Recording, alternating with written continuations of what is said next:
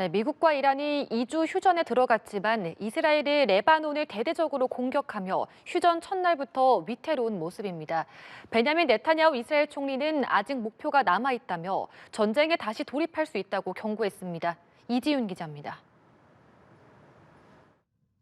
미국과 이란이 2주 휴전에 들어간 첫날, 이스라엘은 레바논에 전쟁 발발 후 최대 규모의 공습을 가했습니다. 이스라엘군은 친이란 무장정파 헤즈볼라를 겨냥해 수도 베이루트 등 레바논 전역을 공격했다고 밝혔습니다. 이스라엘의 공습으로 1,000명이 넘는 사상자가 발생했고 레바논은 국가 애도의 날을 선포했습니다. 이번 공격이 휴전을 깨트리는 뇌관이 될 수 있다는 우려가 나오는 가운데 이스라엘과 미국은 합의에 레바논이 포함되지 않았다는 입장입니다. יש לנו עוד יעדים להשלים, ואנחנו נשיג אותם, או בהסכמה, או בחידוש הלחימה. כי אנחנו ערוכים לחזור ללחימה. 네타냐후 총리는 또 이란을 공격하지 않았다면 오래전에 핵무기를 보유했을 거라며 전쟁의 정당성을 강조했습니다. 그러면서 트럼프 대통령과의 친분을 과시했는데 앞서 뉴욕타임스는 네타냐후 총리의 끈질긴 설득이 이란 전쟁 결정 과정에서 중요한 역할을 했다고 전했습니다. 네타냐후 총리는 미국과 이란의 휴전 과정에서 제기된 이스라엘 패싱 의혹을 일축했습니다. בשבועיים בין ארצות הברית לבין איראן, בתיאום מלא עם ישראל. לא, הם לא הפתיעו אותנו ברגע האחרון. עכשיו אני מבקש להדגיש. 이스라엘 제1야당 대표는 이스라엘이 협상 테이블에 참여하지 못했다며 전쟁 목표를 달성하는 데 실패했다고 비판했습니다. 연합뉴스TV 이지훈입니다. 도널드 트럼프 미국 대통령이 지난 2월 말 이란에 대한 공격을 감행한 건 베냐민 네타냐후 이스라엘 총리의 끈질긴 설득 때문이었다는 보도가 나왔습니다. 뉴욕타임스는 네타냐후 총리가 지난 2월 11일 백악관 지하 상황실에서 열린 비밀회의에 참석해 이란 공습의 필요성을 1시간 동안 역설했고 트럼프 대통령이 좋은 생각이라고 답했다고 보도했습니다. 한편 회의에 참석했던 래드클리프 CIA 국장은 정권 교체 시나리오에 대해 터무니없다고 일축했고 루비오 장관도 헛소리라고 평가한 것으로 전해졌습니다. 뉴욕타임스는 모두가 트럼프의 직관에 따랐고 아무도 그를 막으려 하지 않았다며 결국 트럼프 대통령이 해야 할 것 같다며 회의를 끝낸 뒤 28일 장대한 분노 작전이 시작됐다고 전했습니다. 네, 미국과 이란이 파키스탄이 제안한 2주 휴전안을 전격 수용한 가운데 이란의 외무장관이 앞으로 2주간 호르무즈 해협을 통한 안전한 통행이 가능할 거라고 밝혔습니다. 하지만 호르무즈 해협의 완전한 개방에까지 이를 수 있을지는 불투명한 상황인데요. 2주간의 협상 시간을 확보한 미국과 이란이 과연 종전 합의에 성공할 수 있을까요? 김영목 전 주 이란 대사, 민정훈 국립외교원 교수와 함께 이야기 나눠보겠습니다. 안녕하십니까? 안녕하세요. 네, 우선 이제 전쟁 발발한 지 39일 만에 일단 극적인 2주 휴전 합의가 일단은 성사가 된 상황입니다. 그리고 이제 본격 협상 국면으로 들어가게 되는데 미국과 이란 양국이 모두 우리가 승리했다 이렇게 아전인수식 해석을 내놓고 있는데 이런 해석의 이유는 무엇일까요? 협상을 해야 되니까요.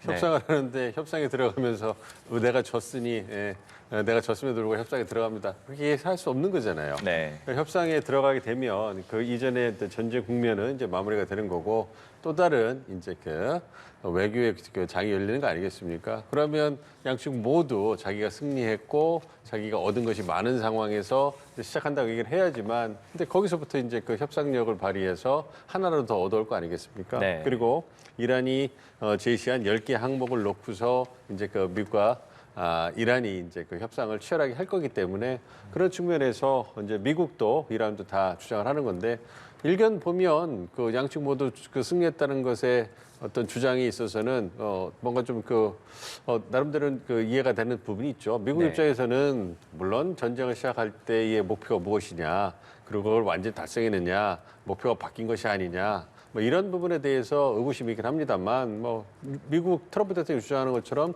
군사적 목표를 거의 다 달성을 했고 이제 그 조건으로 내걸었던 호르무즈 해협도 개방해라. 이 부분에 대해서 이란이 받아들이면서 협상이 시작됐으니까 그러면 미국 측이 그 추구했던 군사적 목표가 거의 다 달성된 거 아니냐. 그럼 우리가 전쟁에 승리한 거다. 이렇게 주장할 수 있는 거고 네. 이란 입장에서는 또 반대 입장이 있는 거 아니겠습니까? 미국과 이스라엘이 불법적으로 침공을 했는데 거기에 대해서 이란이 성공적으로 방어를 했다.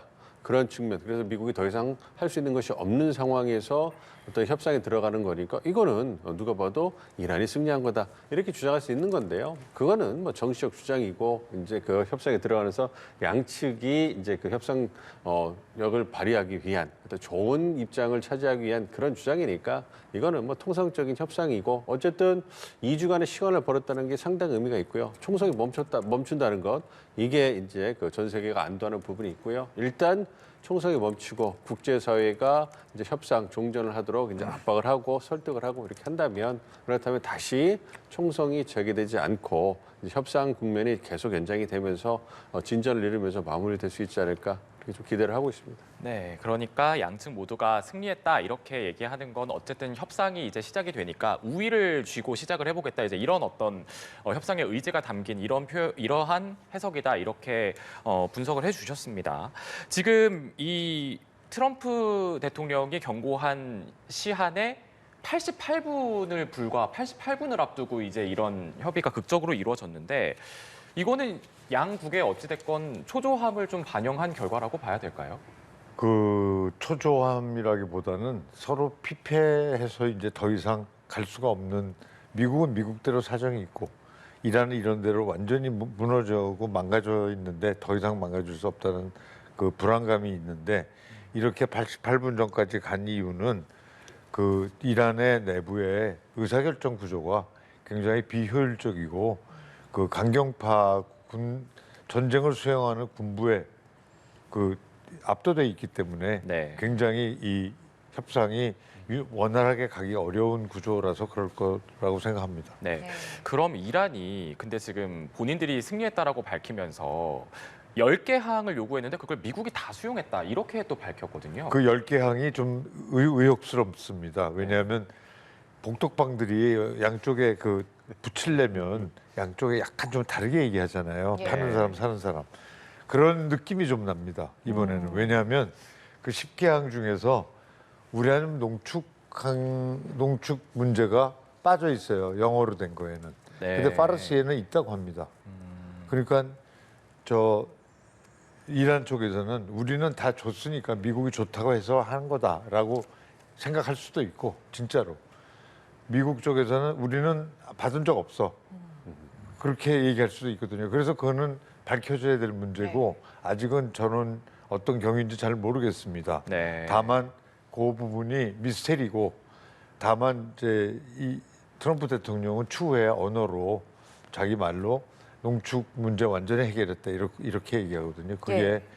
파묻어 버려서 해결했다는 뜻인지 네. 이란이 안 하기로 서약했다는 뜻인지 그 지금 모르겠습니다. 그 네. 문제가 좀 하나의 지금 장애로 작용할 수가 있습니다. 그렇군요. 알겠습니다. 이렇게 휴전에는 어쨌든 합의를 했고 이 자체로도 물론 의미가 있습니다만 과연 종전까지 가능할 것인지 이 부분을 좀 저희가 짚어봐야 될 것 같습니다. 일단 외신들은 파국을 피해간 불안한 시간 벌기다. 전쟁의 원인은 아직 해결되지 않았다. 이런 분석들을 내놓고 있는데 어떻게 진단하십니까? 그 지켜봐야죠. 이제 총성이 멈추고 지난한 협상이 진행될 가능성이 크죠. 말씀하신 것처럼 미국과 이란의 입장차가 여전히 존재하고 있기 때문에 그 간극을 좁히는 게 쉽지는 않을 거예요. 여태까지 강대강 대치를 하다가 대사님 말씀해 주신 것처럼 이제는 전쟁할 만큼 하고 더 이상 파국으로 가는 걸 막기 위해서 일단 총성이 멈춘 상황이기 때문에 이제 그 협상에 들어가서도 치열하게 기싸움을 할 가능성이 꽤 높습니다. 그래서 2주라는 시간이 숨을 돌리는 시간이 될 거고 어떤 지난한 협상이 되면 계속 연장되면서 협상이 진행될 가능성이 있기 때문에 그런 부분을 지켜봐야 되긴 하겠습니다만 어쨌든 미국과 이란 모두 휴전을 하면서 종전, 그러니까 출구를 찾는 거에 대해서는 공감대가 있다고 생각을 해요. 예. 물론 이제 그 구체적인 조건을 다 맞출 수 있을 것이냐, 이거는 뚜껑을 열어봐야 되긴 하겠습니다만, 저는 개인적으로 봤을 때 이 이란이 10개 항목 중에 항목이라고 제시한 걸 보면 크게 보면 그 이란의 핵 역량을 그 어느 정도 이제 그 포기하면서 그거에 따라서 제재도 해제하고 세컨더리 보이콧도 해제하고 이제 그 대체 다 그런 부분에 연결이 돼 있는 거예요. 네. 그래서 이제 그런 부분 그다음에 또 그거와 더불어서 이란의 피해 배상금 지급하라. 뭐 호르무즈 통제권을 유지하겠다. 뭐 이런 중동 지역 내 미군 전투 병력을 철수하겠다. 철수시켜라. 이런 게 있는데 그런 거는 미군 병력을 철수시키는 것은 그걸 뭐 미국이 받을 거라고 해서 이란이 던진 것 같지는 않지 않습니까? 네. 그거 어떻게 미국이 받겠습니까? 근데 대신 이제 그 전체적인 걸 보면 미국도 이란도 모두 협상이라는 거니까 100대 0, 0대 100 이런 결과는 안 나온다고 치면 주고받기 하고 타협을 하자. 그 과정이 아니겠어요? 그렇게 네. 본다면 가장 중요한 게 이란 핵 그리고 그거에 상응해서 미국이 제재를 풀어주는 것 이게 관건이라고 생각해요. 거기에서 접점이 찾아지면 협상이 진전되면서 나머지 부분에 대해서는 타협이 가능하다 보기 때문에 향후 2주 동안에 어떻게 이 부분에서 접점 찾아가느냐. 그런데 사실 뭐 이 미국과 이란의 핵 협상은 어제 오늘 한 게 아니고 오랫동안 했잖아요. 그런 부분이 있기 때문에 정말로 정치적 의지 결단의 문제라고 보고 그래서 그런 부분에서 이제 그 다 이미 나왔던 부분을 올려놓는 거거든요. 그러니까 그 부분에 대해서 이제 다시 한번 정리하면서 이제 신뢰를 쌓아가는 부분, 그래서 접점을 찾아가는 부분이 될 거기 때문에 말씀드린 것처럼 굉장히 난망해 보이긴 하지만 이렇게 쳐다봤을 때 그렇다고 해서 이게 불가능한 건 아니고 그리고 말씀드린 것처럼 이제는 미국과 그 이란 모두 이제 전쟁을 끝내고 싶은 이런 부분이 있는 거죠. 특히 이란 입장에서는 이게 휴전이 아니고 종전이 돼서 다시 전쟁이 재발되는 것을 방지하는 것도 필요하고요. 그리고 이번 전쟁을 통해 가지고 굉장히 경제적으로 피폐해진 부분도 있으니까 어느 정도 신뢰를 구해서 나와야 될 거 아니겠습니까? 그리고 미국 입장에서도 어쨌든 전쟁의 목표라고 했던 분쇄의 목표라고 했던 핵 역량이 있어서 그 부분에서 뭔가를 좀 얻어가 나와야 되는 거고. 근데 사실 이번 전쟁이 시작되기 전에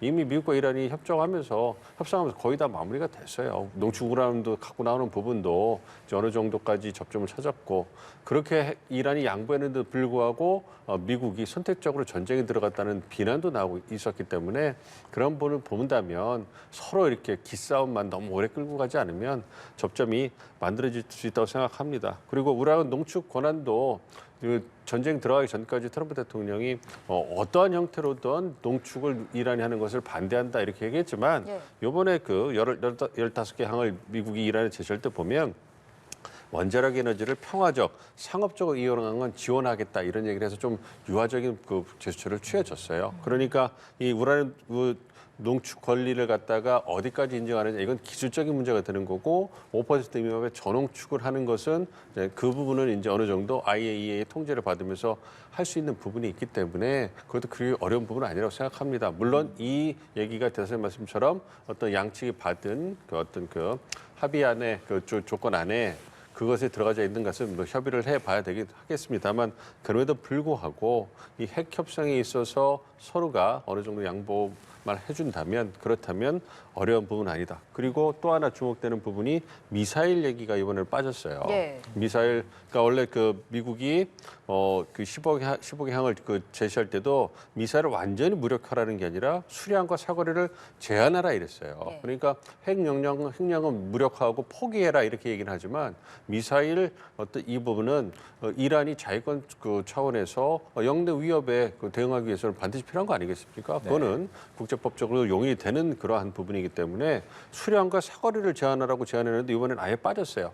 그것이 양측의 어떤 다 합의가 돼서 빠진 건지 아니면 한쪽에만 빠진 건 이건 지켜봐야 되겠습니다만 이걸 보면 이란이 포기하기 어려운 부분을 미국이 이란이 아예 빼고서 했다는 부분이니까 이것에 대해서 그냥 미국이 묵인해주고 가면 그렇다면 크게 문제가 될 수 있는 부분은 아니거든요. 그러니까 이게 10개 항이 되게 난망해 보이는 부분도 있지만 안을 들여다보면 그렇게 어려운 부분도 아니다. 그렇기 때문에 저는 정말로 양측이 빨리 전쟁을 끝나고 이제 다른 거 하자. 정말 이제 정상으로 돌아갑시다 이러면 2주 안에도 끝날 수 있다. 그러나 이제 그거는 뭐 현실적으로 이제 그 지난한 협상으로 가고 하나를 더 얻어오고 기싸움이 되는 걸 생각해 본다면 그래서 이제 그 협상이 좀 진행되면서 4주, 6주 이 정도 가면서 어느 정도 진전을 보이면서 이제 그 출구를 찾아가지 않을까 좀 생각합니다. 네. 알겠습니다.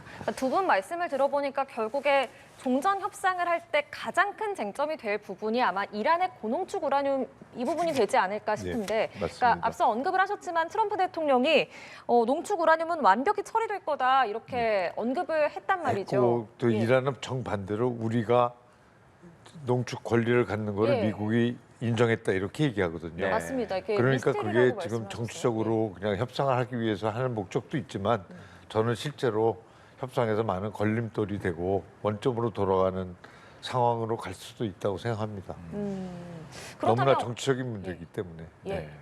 그렇다면 어쨌든 트럼프 대통령도 이 부분에 있어서는 양보는 없다라는 그런 의지를 좀 나타낸 그러니까 게 아니라 우리 이런 민 해석도 교수님은 있더라고요. 굉장히 상식적이고 서로가 서로를 배려하는 아주 좋은 그 비나인한 굿윌 차원에서 말씀하신 건데 예. 저는 이렇게 약간 악마적 관점에서 보면 서로 이건 죽기 살기로 이제 버티고 이제 이제 모든 문제가 다시 원점으로 돌아가니 있더라도 나는 치킨 게임이다 이렇게 갈 수 있는 그런 소지가 있는 문제입니다. 네. 왜냐하면 이란한테도 국내적으로 우리가 이 주권을 갖는다고 큰 소리 뻥뻥 쳐놓고 계속 이렇게 전쟁까지 한 거고 트럼프 대통령도 전쟁을 결국 협상을 하다가 전쟁을 벌인 이유도 이거였거든요. 예. 그러니까 그거 갖고 다시 이제 드러내면 휴전 자체가 안 되니까 저는 그래서 파키스탄이 약간 그 복독방 같은 수법을 쓰지 않았나 그런 생각을 갖고 있습니다. 네. 그러니까 결국은 어쨌든 핵 문제가 굉장히 중요한 협상의 포인트가 될 것인데 그것이 과연 이제 낙관론적인 전망으로 봤을 때는 서로가 양보할 수 있는 여지가 있을 것이냐. 당연하죠. 네. 네. 아니면 뭐 이제 강대강 가치로 가서 뭐 처음에 이제 전쟁이 시작됐을 때 서로의 입장을 유지하면 이제 이게 전쟁이 길어지는 약간 이런 상황으로 가게 될 수밖에 없는 거니까 이 부분에서 과연 어느 정도의 합의가 이루어질지 지켜봐야겠습니다. 또 협상의 또 다른 핵심 쟁점 중에 하나는 계속 얘기가 나오는 호르무즈 해협 통행 문제입니다. 이걸 두고 트럼프 대통령은 미국은 호르무즈 해협 통행 정체 해소를 도울 거다. 뭐 긍정적인 조치가 많이 이루어질 거고 뭐 큰 돈을 벌 수 있을 거다. 이렇게 얘기를 했는데 결국에는 이 통행료 언급을 했다라는 거는 이 통행료를 통해서 이란은 사실 이걸로 재건을 할 거다 이런 계획인 거잖아요, 사실상. 이걸 염두에 둔 트럼프 대통령의 발언일까요? 예, 저는 트럼프 대통령이 거기까지 발언한 게 참 긍정적인 요소도 있다고 생각합니다. 왜냐하면 이란의 재건 얘기를 이제 그 아이디어를 받았으니까. 왜냐하면 그 자세히 이분이 기자회견할 때 얘기한 거 보면 그 돈을 우리가 받아서 차라리 이란 국민들 재건했으면 좋겠다. 네. 이렇게까지 얘기했거든요.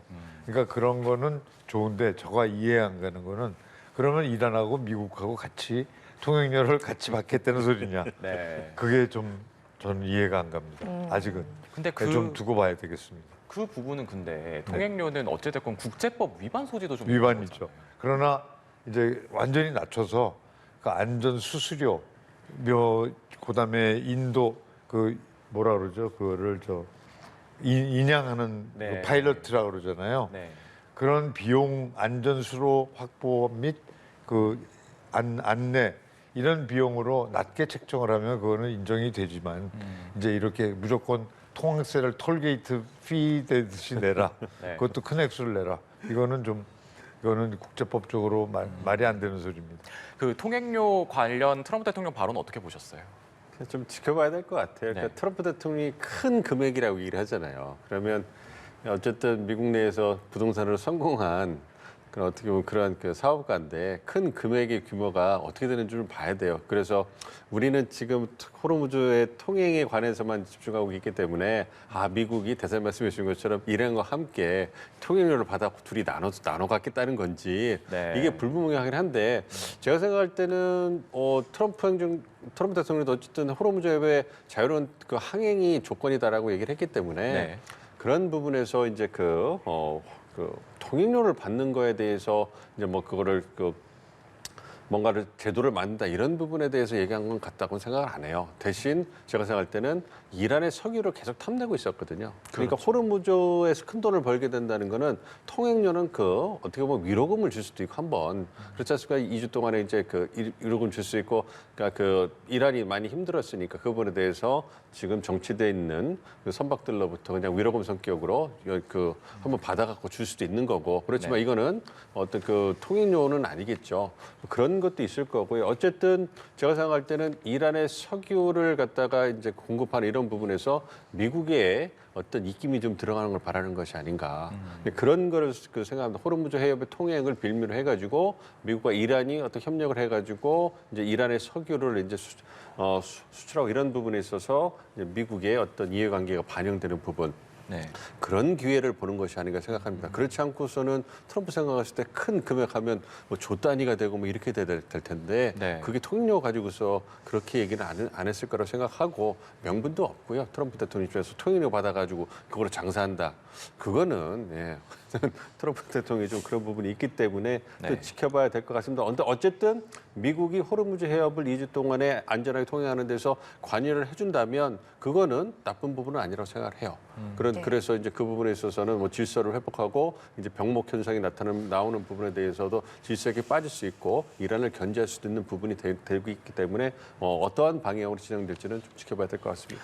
네, 그러니까 결국에는 전 세계가 원하는 건 호르무즈 해협에 이제 예전처럼 정상적인 통행이 가능한 이 부분을 원할 텐데 그러면 첫 단추라고 볼 수 있는 이런 지금 트럼프 대통령의 이 통행료와 이란의 재건을 묶은 발언 이걸 이제 이란이 어떻게 받아들이느냐가 첫 단추가 될 것 같은데 이란이 받아들일까요? 이란은 지금 뭘 강조하고 있냐면요.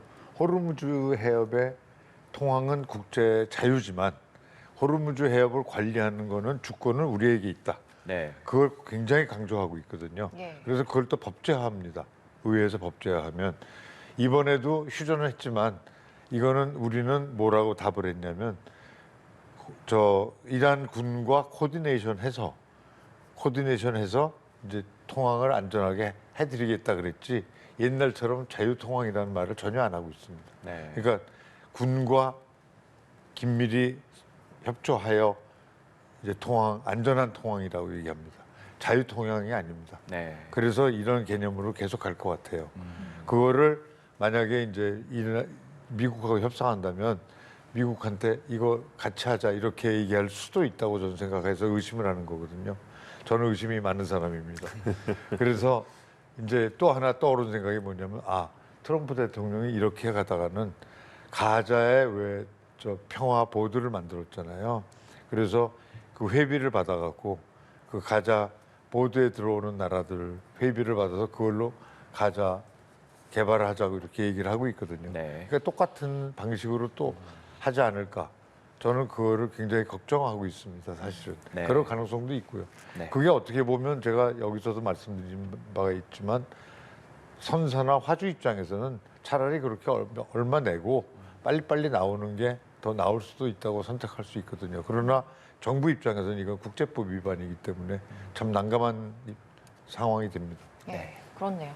자, 저희가 종전까지 갈 수 있을지 변수들을 좀 하나하나 짚어보고 있는데 또 하나 또 변수가 되지 않을까 싶은 게 지금 이란의 지도부 공백입니다. 앞서 대사님께서도 지금 이란의 의사결정 구조가 매우 비효율적으로 좀 이루어지고 있는 것 같다 이렇게 말씀을 해주셨는데 실제로 지금 모즈타바 행방은 묘연하고 의식불명 상태다 이런 영국 언론의 보도까지 나온 상태입니다.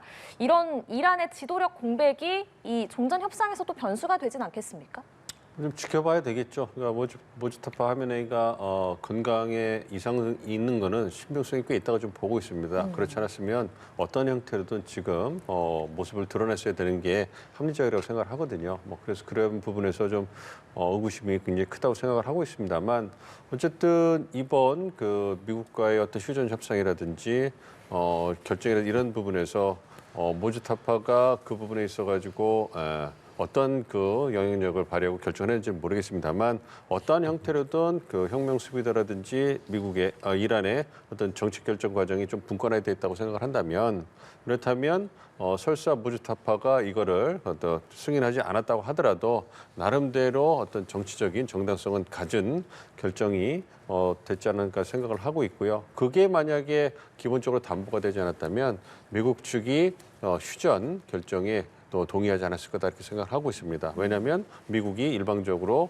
또 결정한 것이 되고 그것이 이란 측에 어떤 신뢰할 수 있는 그러한 결정이 아니라고 본다면 그렇다면 문제를 삼을 수 있었던 부분이라고 생각을 하고 있기 때문에 그 부분에 있어서는 크게 걱정은 안 하고 있습니다만 그렇다면 그러면 누가 실권을 가지고 어떤 그 결정을 내리고 그거를 신뢰할 수 있으냐 이런 문제가 떠오르잖아요. 예. 그래서 지금 그 보도해 주시는 것처럼 갈리파프 의회 의장이 이제 그 협상의 어떤 대표로 나올 가능성이 있다 뭐 이런 얘기가 나오잖아요. 그리고 미국 측 카운터파트가 제이디 벤스 부통령이 될 수 있다 이런 얘기가 나오고 있기 때문에 그런 부분을 고려해 본다면 그렇다면 실세라고 불려지는 그 세력 중에 어떤 그 지도자격인 갈리파프 의회장이 협상 대표로 나온다는 얘기는 협상에 직접 참여하는 것보다는 어떤 그 페제스키안 대통령이나 아라그치 외무부 장관이 협상을 띄고 그 부분에 대해 협상 결과에 대해서 이제 그 승인을 해주고 결정할 수 있는 이러한 역할을 해주지 않을까 좀 생각을 하는 거죠. 뭐 반대로 JDBS 같은 경우에는 이란 측이 신뢰할 수 있고 그리고 트럼프 대통령에게 직보하면서 결과를 트럼프 대통령에 보고하고 또 그 승인을 받을 수 있는 그런 위치에 있으니까 서로 양측이 믿을 수 있는 어떤 협상의 헤드가 만들어지는 그 대표가 만들어지는 이런 부분이라 볼 수 있기 때문에 여전히 이란 내부의 어떤 그 권력이 어떻게 운영되고 있는가는 한동안 불확실할 거라고 생각을 하고 있습니다만 그것이 어떤 협상 국면에 있어 가지고 큰 제약으로 작동할 가능성 크지 않지 않나 이렇게 좀 생각을 하고 있습니다. 예. 그 대사님께 이제 그 모즈타바 의식 불명이다라는 영국 언론 그 보도가 나온 날에 또 모즈타바 SNS에는 또 강력 메시지가 올라오기도 했단 말이죠. 이렇게 그래서 제가 상관되는 건 어떻게 보십니까? 모스타바가 그 메시지를 3번쯤 내놨어요. 지금까지 공개적으로. 예. 국제적으로는 3번쯤 내놨는데 처음에 이제 자기 취임할 때, 노르주 때 그렇게 하고 전쟁 이 와중인데요. 그때 제가 받은 인상입니다. 제가 받은 인상은 메시지 내용이 마치 혁명수비대 대장이 내놓은 것 같은 그런 수준의 아주 군사 문제에 집중한 거였거든요. 예. 네. 그래서 그 최고 지도자 같으면 좀 종교적이고 철학적이고 좀 큰 틀에서 큰 얘기를 하는 게 관련돼 좀 이거는 혁명수비대 같은 얘기를 하고 있다. 그렇게 느낌을 받았어요. 예. 근데 저는 지금 정보가 없으니까 뭐라고 확실히 말씀을 못 드리지만 제 느낌으로는 저분이 중상을 입은 건 맞고 의식불명인지 아닌지까지는 확인이 안 되고 안 나오는 거로 봐서는 뭔가 중상이 아주 심한 중상일 것 같다. 그런 생각은 하고 있습니다. 네. 그리고 지금은 이제 트럼프 대통령은 자기의 업적을 이제 과시하기 위해서 새 정권이라고 자꾸 얘기를 하는데 이거는 새 정권이 아니고 하메네이 정권의 연속이고 다른 사람들은 그대로 다 있잖아요. 복사한 사람들 외에. 그래서 이거는 결국 하메네이라는 그 아버지 저 아들을 뽑은 이유도 하메네이를 계속 승계하기 위해서거든요. 그러니까 하메네이 2가 지금 유지되고 있다 이렇게 생각합니다. 그러니까 결국에는 모즈타바 하메네이가 사실상 국정의 의사 결정에 지금 관여하고 있지는 않다 이렇게 보시면 관여하고 있지 않다가 중요하지 않다고 보는 겁니다. 그냥 그분이 하메네이라는 분이 그냥 살아 있을 때와 똑같이 이 밑에 사람들은 그냥 다 움직인다고 보시면 됩니다. 네. 그렇게 돼서 어찌됐건 이 지도부 공백 사태라는 게 어찌됐건 또 변수가 될 수도 있지 않느냐 이런 분석이 계속 나오고 있는 상황에서 아까 지금 민 교수님께서는 뭐 이제 협상 장에 그럼 누가 나올 거냐라는 얘기를 할 때 이제 제이디 벤스 부통령 언급을 해주셨고 또 다르게 또 언급이 되고 있는 사람이 트럼프 대통령의 맞사위입니다. 제러드 쿠슈너가 계속 또 협상에 나올 것이다라고 언급이 되고 있는데 이 맞사위가 계속 언급이 되고 있는 이유는 뭘까요? 계속 협상을 제로드 쿠슈너가 해왔잖아요. 그래서 위트코프 중동 특사와 함께 협상을 계속 해온 인물이기 때문에 누구보다 협상 그 진행을 잘 알고 있고 특별한 이유가 없는 한 협상 중간에 질책성이 아니라면 교체할 이유가 없는 거 아니겠습니까? 그리고 트럼프 대통령의 성향상 그 이너서클에 들어가 있는 가족들 이에 대한 신뢰가 굉장히 크거든요. 네. 그런 부분에서 이제 쿠슈너에 대한 신뢰가 여전히 남아있다 이걸 보여주는 걸 생각을 하고 있습니다. 네. 그럼에도 불구하고 이제 제이디 벤스가 이제 그 협상단의 대표로 부상할 가능성이 크다고 보는 이유는 지난 협상에서 특히 이번 협상도 그렇고 작년의 협상도 그렇고 이 그 제러드 쿠스너하고 위트코프 중동 축사가 협상 대표로 나왔었잖아요. 네. 그리고 나서 협상하는 중간에 미국이 공습을 하면서 이란 측 입장에서는 미국에 대한 신뢰가 떨어지고 뒤통수를 맞았다 이런 얘기를 하고 있기 때문에 다시 협상을 해야 되는 국면에서 미국을 어떻게 믿을 수 있겠느냐. 네. 우리말로 미국이 양치기 소년 아니냐. 또 거짓말하면 어떡하냐. 이런 부분. 그래서 휴전이 아닌 종전을 원한다고 강력하게 주장을 하는 것이고 그 대안으로 협상을 불가피하게 된다면 그럼 신뢰할 수 있는 대안이 있어야 된다. 두 유태는 믿을 수가 없다. 이런 그 입장을 보이고 있기 때문에 그런 부분에서 전쟁에 대해서 가장 소극적이고 어떤 고립주의 성향을 갖고 있는 제이디 벤스가 들어오면 그렇다면 전쟁을 빨리 끝내고 유태인과는 좀 다른 이란 측의 입장을 보일 수 있지 않겠느냐. 이런 부분이 이제 부상한다고 생각을 하고 있고요. 또 제이디 벤스는 트럼프 대통령의 가장 최측근 아니겠습니까? 그래서 말씀드린 것처럼 제이디 벤스가 협상 결과를 딱 보고 오케이 내가 대통령께 말해서 통과시키겠습니다. 말씀드리겠습니다. 이 부분이 직보가 가능한 분이기 때문에 이란 측에서도 신뢰하기가 좋은 거죠. 네. 언제든지 트럼프 대통령에게 발언할 수 있는 분이니까 그런 측면에서 얘기를 하고 생각을 하고 있고요. 그렇기 때문에 제러드 쿠스너나 어떤 위트코프 중동 특사의 목소리보다는 제이디 벤스의 목소리가 이번에 협상돼서 본다면 훨씬 더 크게 작동을 할 거다 이렇게 기대를 하고 있습니다. 네. 그러니까 어쨌든 지금 트럼프 입장에서는 본인의 이너서클인 마사위 그리고 전쟁에 대외적으로는 반대해오는 이미지가 좀 강한 제이디 벤스 부통령을 협상장에 같이 앉힘으로써 좀 협상을 끌어내려는 그런 전략인 걸로 보인다라는 분석인데 이란에서는 갈리바프 의장이 이제 거론이 되고 있습니다. 근데 이란은 오히려 또 굉장히 강경파를 지금 내세우고 있는 분위기예요. 이런 분위기는 그리고 이런 갈리바프 의장이 만약에 나온다고 하면 이란은 그럼 어떤 전략으로 봐야 되겠습니까? 갈리바프 의장은 미국 쪽에서 아마 희망하고 있을 겁니다. 네. 이란은 갈리바프 의장을 내세울지 안 세울지는 저는 확신이 없습니다. 네. 왜냐하면 갈리바프 의장은 굉장히 고위 인사고 만약에 저쪽에 벤스 부통령이 나오는 게 확실하다면 좀 고려를 하겠지만 예. 그렇다고 해서 갈리바프 의장 이게 미국하고 협상을 한 번도 이런 그 고위층이 한 적이 없거든요. 왜냐하면 이란도 NSC라고 있습니다. 내셔널 시큐리티 카운슬이 있는데 거기서 이제 사무총장 그리고 이제 약간 실무적으로 이제 할 수 있는 사람을 골라서 내보내는 게 관례인데 이번에 벤스 대통령으로 이렇게 격상을 한다면 미국이 네. 확실히 한다면 그다음에는 뭐 갈리바프든 누구든 좀 정치적 비중이 있는 사람을 하려고 하겠지만 이란 내에서는 미국과 협상하는 걸 다 기피하는 분위기일 겁니다. 왜냐하면 미국하고 뭘 합의했다가 전부 이제 잘못하면 매국노로 몰릴 가능성이 있기 때문에 예. 근데 굉장히 조심하고 피하려고 할 겁니다. 네. 그리고 쿠슈너는 아시다시피 이스라엘 통이잖아요. 그 사람은 이스라엘하고 소통을 잘하고 이스라엘이 믿는 사람이거든요. 네. 그러니까 쿠슈너가 있는 거는 그만큼 이스라엘을 안고 갔는데 도움이 되는 측면이 있습니다. 그러니까 아까 이민 교수님 말씀하셨지만 벤스는 미국 국내 정치적으로 반전 마가 이분들이 신뢰할 수 있고 또 이란도 신뢰할 수 있는 장점이 있죠. 그리고 쿠슈너는 이스라엘을 예.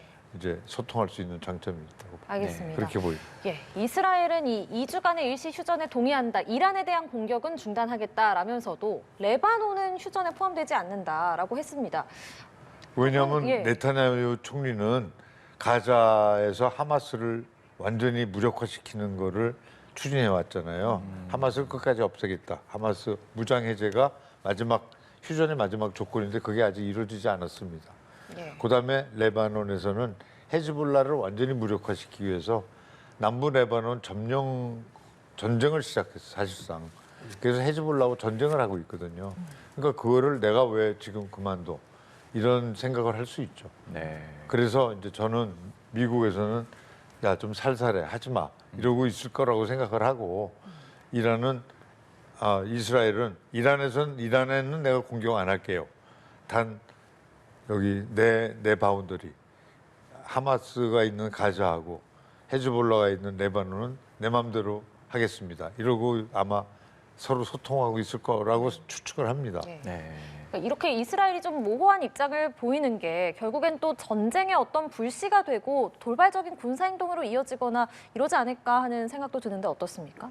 그래서 예 그렇습니다. 그 2주 휴전 그리고 협상 국면에서 가장 그 우려해야 될 돌발 변수는 이스라엘이라고 생각하고 있습니다.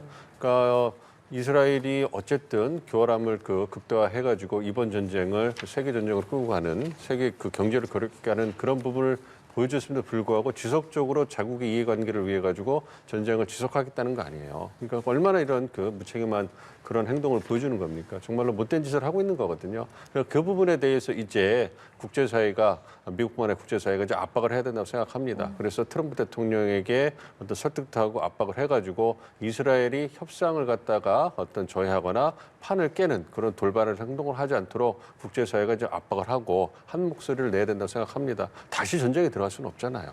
그런 부분이 있기 때문에 아무리 이스라엘이 헤즈볼라를 무력화시키는 게 자국의 이해관계라 하더라도 그거를 세계를 갖다가 볼모해서 해서는 안 되는 부분이라는 걸 이제 분명히 국제사회가 보여줄 때가 됐다. 그래서 미국을 강하게 압박을 해서 그리고 이스라엘 강하게 압박을 해서 다시는 그 전쟁이 마무리될 때까지 이스라엘이 어떤 그 협상을 방해하는 그러한 해방꾼으로 기능하는 부분에 대해서는 강한 의지를 보여준다 좀 생각을 하고 있습니다. 그렇기 때문에 이스라엘을 어떻게 통제해서 협상을 잘 마무리하느냐 이 부분도 이제 협상 과정에서 가장 주의해야 될 부분이 아닌가 생각을 하고 있습니다. 네, 알겠습니다.